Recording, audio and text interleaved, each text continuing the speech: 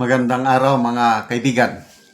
Bigyan natin ng reaksyon itong post ng SNN. Ang title is Sara Unleash. Yung kung sa Leon or Tigre na atat na habulin ng kanyang mga prey na ilabas na sa kulungan, unleash. So, sa ngayon, nakikita natin yung all-out offensive ni VP Sara sa kalaban sa politika. So, basahin ko. First, they took her father. Now, the NBI is knocking. But there's a reckoning coming where the VP is playing the world's most indignant daughter. Galit. This isn't politics.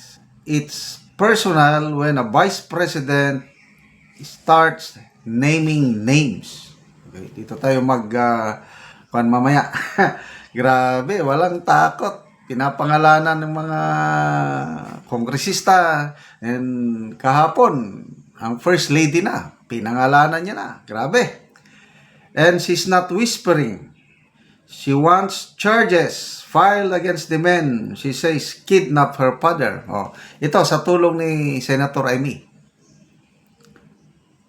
The two Remulyas, the country's top cop, a CID general, a special envoy with a title longer than his leash. Okay. Ito, ang ganda ng pagkagawa ng picture. Yung 5 officials na nire-recommenda sa ombudsman na kasuhan. Yan na po ang final offensive ni VP Sara. Okay. Kita nyo yung partnership nilang dalawa ni Senator Amy. Grabe. Ako, nung hindi pa in-endorse ni VP Sara si Senator Amy, wala na, ayoko na si Senator Amy. Kasi baka mabudol na naman tayo. Kaya lang, nung open endorsement na ni VP Sara, tapos magkasama sila palagi, nakita ko yung pagkakaibigan nila. Tapos yung pagpapatawaran, una, inamin ni Senator Amy na nagkamali siya na ipahamak niya si VP Sara. To me, that's very important. Na-realize ni Senator Amy na yung ginawa niyo noon, yung pag-team up niya sa Uniteam, inamin niya. Hindi ko akalain na gano'n ang mangyari, sabi niya. So, inamin niya yung pagkakamali. At si VP Sara naman, sa mga pronouncement niya is, napatawad niya na si Senator Amy. At mag-move on na silang dalawa. Sabi ni VP Sara, beyond politics ang pagkakaibigan nila ni Senator Amy. At ngayon, nakikita ko na. May mga dinidistribute kami ngayon na sample ballots, yung Duterte. Tapos, nandun si Senator Amy Camille Villar. Maraming nagtatanong sa amin bakit nasama si Amy? Nako, dito sa Mindanao, talaga mga tao, galit na sa mga Marcos. So, yun ang palaging tanong sa amin, pagbigay namin ng sample ballots. Bakit kasama yang si Amy? Paliwanag din namin na tunay na kaibigan ng mga Duterte sa Amy Marcos. Ganon na aming paliwanag. Pinagkatiwalaan siya ni VP Sara. Tutulong siya sa mga Duterte. Na-realize na ni Amy Marcos na mali ang ginagawa ng kanyang kapatid. Hindi pare-parehas ang magkakapatid. Iba si Bongbong Marcos, iba si Senator Amy. Magtiwala tayo kay VP Sara na si Amy kakampi ng mga Duterte. At yung mga tao naman, gumaganon. Ganun ba? Sige. Yeah. So, ganun po. Yung aming mga sample ballots. As of now, we have already distributed mga more than 5,000 sample ballots. Yung Duterte plus Amy Marcos and Camille Villar. Plus, of course, yung aming party list na Bisaya Gyud number 98. Pro Duterte party list pa rin ito, Bisaya Gyud. Okay, so ayan na. Concrete action na ito. ginawa ni BP Sara at Senator Amy na ombudsman na sana imbestiga maigit kasuhan yung limang inirekomenda, magkapatid na Rimulya, General Marbil, General Torre, and Ambassador Lacanilao. Yun na, offensive. Tapos, lately, umiikot na si BP Sara sa Manila. Nakaka-exciting yung mga birada niya doon. Chihuahua, referring to Congressman Joel Chua, tapos si Congressman Benny Abante, yung nilabas ng dila. Tapos,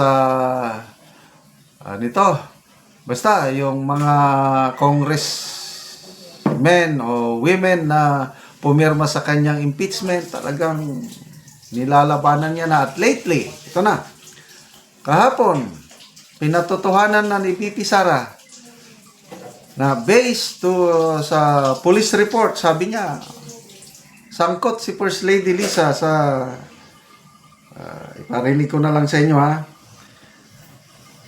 sangkot siya sa, ito,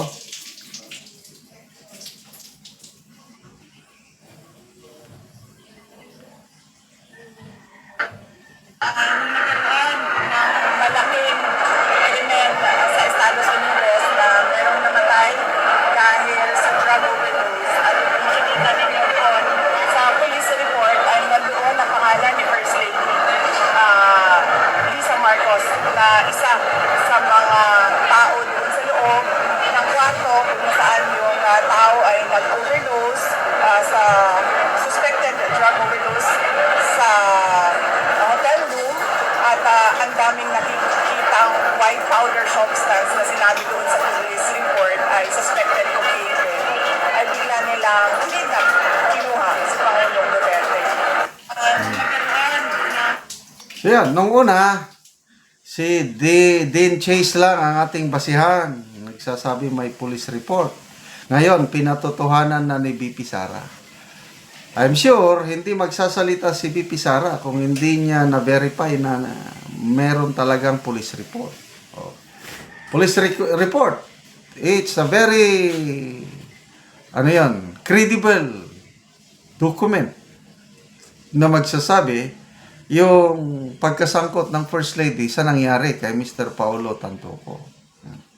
Ito na po, yung mga final offensive. So we expect silang dalawa na ni Kitty Duterte ang nagsasalita. Maliban sa Duterte, may ikot, ito na magkapatid.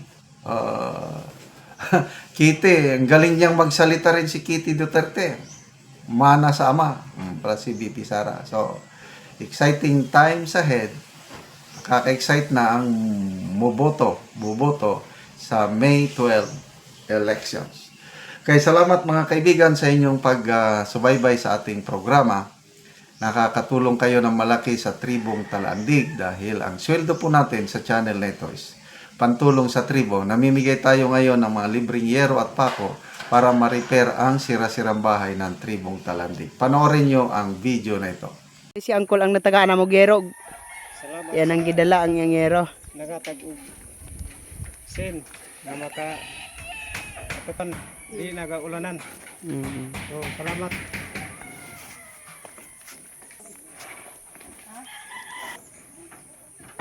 Og karon mo ni ang balay sa natabangan na mo gero og makita na gid ang kadako sa buslot sa ilang balay. Kaya dako nangadamit siya.